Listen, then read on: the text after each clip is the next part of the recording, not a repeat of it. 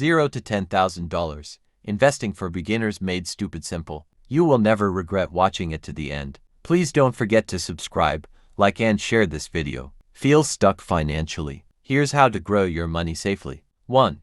Open a zero-fee stock account like Robinhood or M1 Finance. 2. Buy your first ETF, for example, S&P 500 or Total Market. 3. Set auto investments weekly, even $10 counts. 4. Use AI investing advisors like Wealthfront or Betterment. 5. Start with fractional shares, no need to buy full stocks. 6. Learn dollar cost averaging to reduce risks. 7. Avoid hype, invest in what you understand. 8. Track your portfolio monthly using free tools like Mint. 9. Invest your tax refund, turn it into long-term growth. 10.